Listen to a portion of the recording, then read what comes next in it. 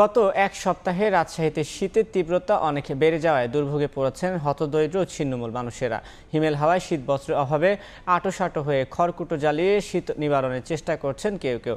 স্থানীয় আবহাওয়া অফিসের প্রধান পর্যবেক্ষক বলছেন, আগামী ২-১ দিনের মধ্যে এই অঞ্চলের উপর দিয়ে বয়ে যেতে পারে শৈত্যপ্রবাহ। হাবিবুর রহমান পাপ্পু তোলা ছবিতে বিস্তারিত সাইফুর রহমান রকির প্রতিবেদনে। ভোরের আলো ফুটতেই পূর্ব দিগন্তে উকি দিচ্ছে রক্তিম সূর্যের আভা।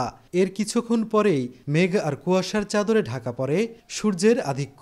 শীতের তীব্রতায় ততক্ষণে পুরো রাজশাহী যেন কুয়াশার চাদরে মোড়ানো। তাই দিনেও যানবাহনগুলো চলাচল করছে হেডলাইট জ্বালিয়ে। ঘাসের ডগায় জ্বলজ্বল করছে শিশির বিন্দু।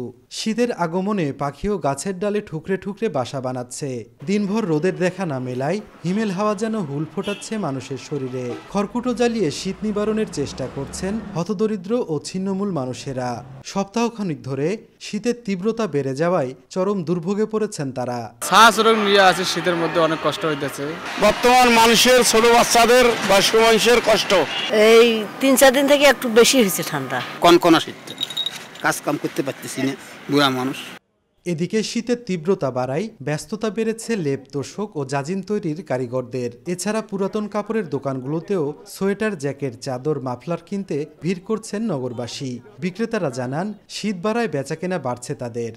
অর্ধেক পাউডারে দ্বিগুণ উজ্জ্বলতা।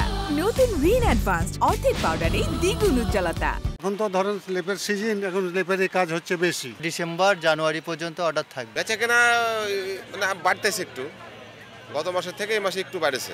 স্থানীয় আবহাওয়া অফিসের প্রধান পর্যবেক্ষক জানান, আগামী ২-১ দিনের মধ্যে এই অঞ্চলের উপর দিয়ে বয়ে যেতে পারে শৈত্যপ্রবাহ।